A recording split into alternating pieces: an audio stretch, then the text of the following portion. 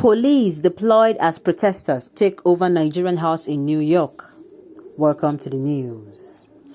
As members of the Yoruba Nation and the indigenous peoples of Biafra IPOB invaded the premise of the Nigerian house, Kudirat Abiola Corner, Manhattan, Friday evening, protesting against President Muhammadu Buhari administration, personnel of New York Police Department were deployed to keep order. The police had a hard time keeping the protesters, who had resulted in hauling unprintable names as anyone that came out or went into the Nigerian house in check. Some of the Nigerian dignitaries they hounded included the Foreign Affairs Minister Geoffrey Onyama, one of his predecessors in office, Babagana Kingibe, and the Director General of the National Intelligence Agency, NIA, Ahmed Abubakar. Some journalists were also not spared, as some of the protesters accused them of writing rubbish in favor of the Buhari administration. They chanted expletives on anyone they saw, including people not connected to the government, but just happened to be present at the building. The protesters accused them of being aiders and abettors of Fulani herdsmen, who they accused of killing members of other tribes in the country. Some of them said, if you accuse this terrorist government, you are a terrorist, you are a thief. The Nigerian security agents and members of staff at the consulate, who could no longer stomach the insults, confronted the protesters, almost resulting to a fisticuff exchange.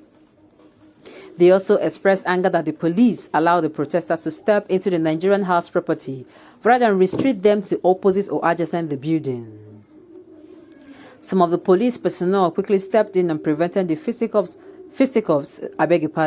while others created a wooden cordon around the entrance of the building. They thereafter prevailed on the protesters to maintain their distance behind the cordon as they continued to express their anger at the state of the nation. The protesters carried banners with various inscriptions, including "Break up Nigeria to save lives. Buhari is a live patron of Fulani terrorists. Fulani pose as an essential threat to indigenous sub-Saharan Africans. Fulani are terrorists. Free Sowore. Drop all charges against him. Stop giving loans to Nigeria government. End Fulani terrorism in Nigeria." The pro and anti-Buhari protests were a constant feature throughout the duration of the President Buhari participation at the 76th session of the United Nations General Assembly. The pro-government protestants, who congregated under the name of One Nigeria, carried out their solidarity marches around the Nigerian consulate daily, stressing the need for the country to remain as one. They also carried posters which affirmed that the claim of killings and marginalization were propaganda against the country. One of the leaders of Yoruba Nation, Foluso Aruleba, who apologized to some of the journalists hounded, said, "Please forgive our people. The actions are based on genocide ongoing in Nigeria.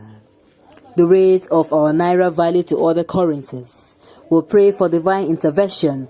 We walk and pray and walk. We will keep in perfect peace those whose mind stayed on him, because in him we trust." Isaiah 26 verse 3.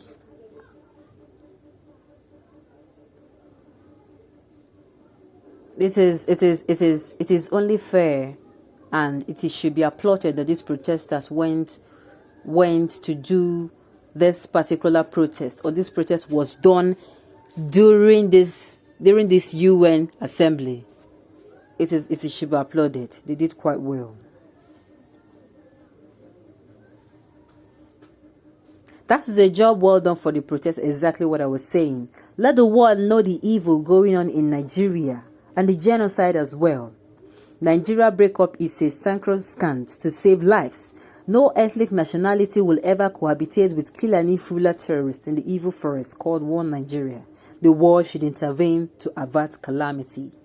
And on this note, the news comes to an end. Thank you all for listening and enjoy the rest of your day.